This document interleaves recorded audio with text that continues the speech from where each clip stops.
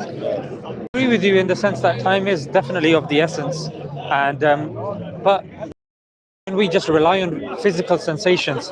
Physical sensations are predicated by our society, they're predicated on our current mood, and they can be manipulated as well. You can drink a can of Coke, you can feel very good. That doesn't mean it's good for you. That doesn't mean you're doing the right thing, do you see?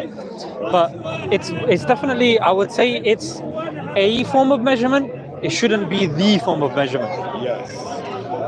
The other forms of measurement should be, and feel free to jump in, it should be, of course, evidence, objective evidence, be it historical, deductive reasoning, inductive reasoning, philosophical evidence, testimony, and then you have it all together.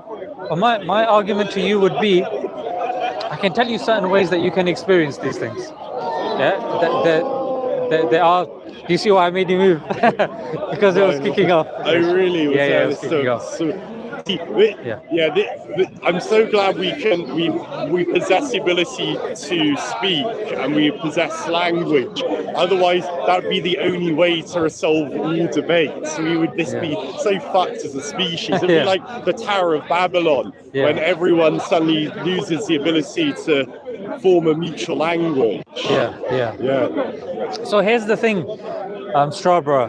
When it comes to the infinite regress, when people say, you know what, we don't know what's outside, but then that point is presented of, okay, this argument or that argument, and then a person says, I can't be that though, it can't be that, then that is also a knowledge claim, which requires, obviously, then the burden of proofs on that person to say, why can't it be this, or why can't it be that?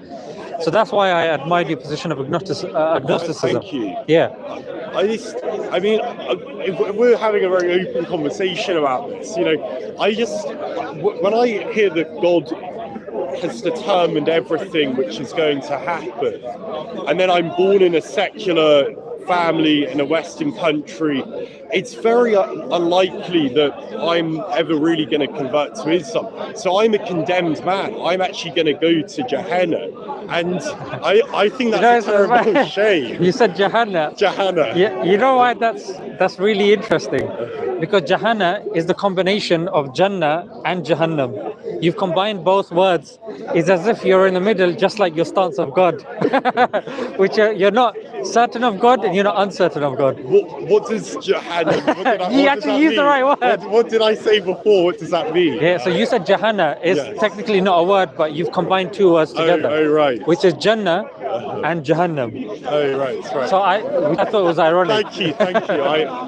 But no, yeah. So Strawberry, so we'll come to the So we'll come to the kind of, because where you brought to the scene is determinism and compatibilism, and we're dealing with and free will, of course, which is that's a separate kind of discussion. Yes, we can kind of jump into that, but even before we jump into that, so you have no issue, like you're talking about the philosophers godlike, and that's absolutely fine. The necessary existence, something which is even entertained in modal logic, Leibniz, Aristotle, Hume.